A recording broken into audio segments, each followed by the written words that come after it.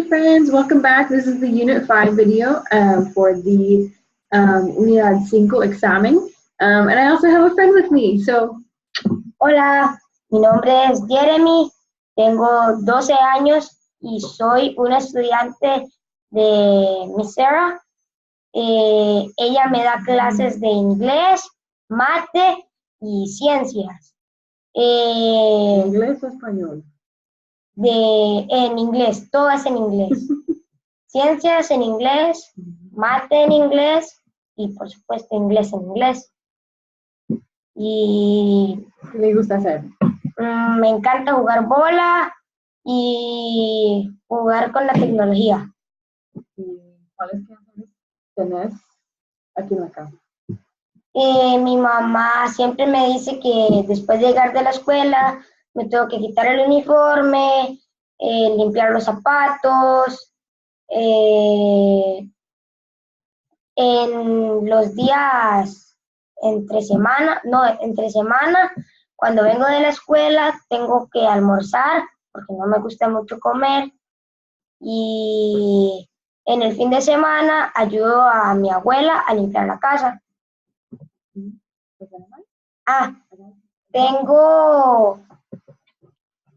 Tienen 2 gatos aquí en la casa. Tengo 2 gatos grandes y 5 que están recién nacidos, o sea, están bebés. Y esas son partes de mis responsabilidades en la casa.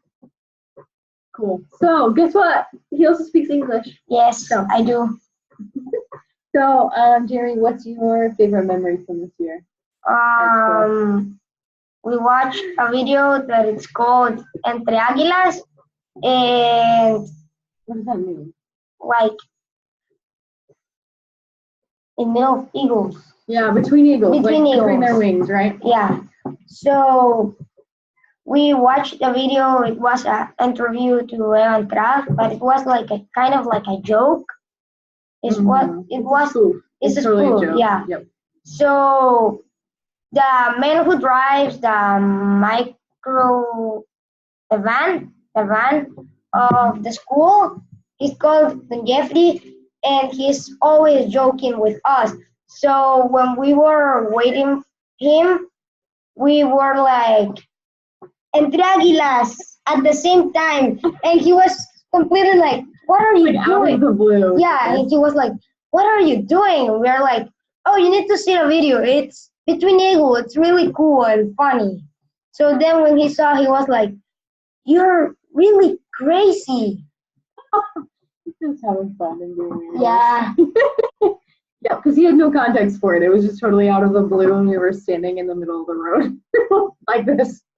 We were like, "Between Eagles."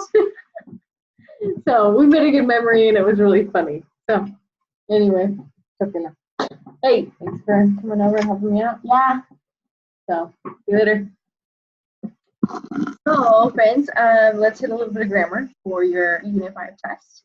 And numbers 1 through 5 on your test are going to be about reading prompts. This is where they give you a paragraph, and then you answer it down below. 6 through 10 are listening comprehensions. You listen to the same passage, and then you'll answer the questions. 11 through 25 are vocab, so make sure you review your vocab from the chapter. Make Quizlet or make homemade flashcards, whatever works for you. And then 26 through 36 are grammar, and that's specifically por versus para. And then 37 through 45 are going to be demonstratives, and 46 through 50 are going to be culture. So let me share my screen. And there we go. And I'm going to show you, let's hit those por versus paras first. So there's two pages I wanted to show you. So this first page is about por versus para. This is the Spanish Dict website again. And they just really want to stress that it's more than just a translation. So I'm looking for in English we would say, I'm looking for that book for Cecilia. But in Spanish, there are 2 different ways to say it. So depending on which word you use, it changes the meaning. So make sure you pay attention. and study these up because it will trip you up on the test otherwise. So cause versus effect. Cause, I want to highlight this here. Por typically refers to an action's cause, while para refers to an effect. So an example might be, I work for the effect, Marisol, versus I'm working for Alvaro. I'm working in his place, like I'm covering his shift is the idea, okay? Travel versus destination. So we left through the door, por la puerta, we traveled through it, or we traveled to the Caribbean, which would be para. Duration versus deadline. I drove for 2 hours, that's por, that's the duration, versus deadline, it's due on Monday, it's for Monday, para. So hopefully that gives you a general overview. Here are a few more details. So por is going to be travel and communication.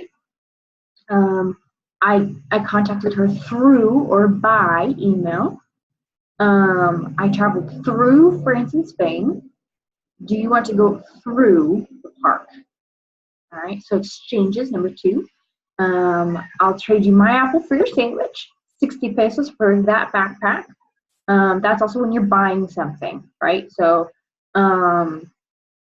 you might say, pago 5 colones por una mochila. I pay 5,000 colones, that's in Costa Rica. I might pay 5,000 colones, which is roughly $10 for a backpack. Really cheap backpack. Duration, length of time that an activity went for. So how many hours you spent doing something, right? Motivation, this is the because of. I'm doing this because of something else. Because of her love for children, she wants to be a pediatrician. I work for you because I want to take care of you. Versus, so all of that is por versus para. So destinations, the end point, this is what I want to highlight, the end point of a trip. So I leave for Chile tomorrow. So, for example, when I get to my house here in Costa Rica, I often say, voy por Colinas del Este, which is where I live. I live in the Eastern Hills, right? And everybody knows where that is. But it's not like I'm going in that general area. I'm going through it, but that's not necessarily my final destination, which would be para. Cool. Number 2, recipients. This is also for para. Para is used to indicate the intended recipient of something such as a gift. So when something is for someone else. So a difference here might be, este regalo es para Jeremy. Or, compré este regalo por Jeremy. I bought this for him because he couldn't come. Deadlines, this is especially with due dates. Goals, something that it's a goal or a purpose. Why I'm doing it. Here are some general phrases you'll want to study up. The only one that is interchangeable can be por siempre or para siempre. That's the only one that is interchangeable. There's extra quizzes on this page and on the other page, and then let's hit up those demonstratives. There we go. So there's a picture on your grammar page that was really helpful with the different cars. But basically, the basic difference here is that you've got este, right? So for example, I've got my phone. Este teléfono, which is right here. I can touch it, you can touch it, it's right here. Or you might say ese teléfono, which is over there somewhere, right? I might not quite be able to reach it. Or aquel, which is way over there. You'll also notice that I made that identify, it has to identify in gender and number. So if I have multiple telephones, I might say estos teléfonos, esos teléfonos, aquellos teléfonos. That's for masculine plural now. So let's check this out. This is going to lay it out nicely for us. Estos, plural, masculine plural, feminine plural, estas. Feminine singular, esta, and masculine singular, este. Make sure, and you can listen to these here, make sure you're not saying está, because está, I corrected some of you in a few assignments here. Está means is, not this. So make sure that you're putting the stress on that first E, even though there's no accent there. If you want extra examples, they're down here. So este is right here, something I can touch. Ese is like that over there, with not easily within reach. It's I can still maybe reach, but I might have to reach for it, okay? So this is going to be ese, esa, esos, or esas. Be careful here that, ojo, right? When you're referring to a masculine singular noun, either with este or ese, if you say eso or esto, it's not the same. So let me repeat that. You're referring to a masculine singular noun here.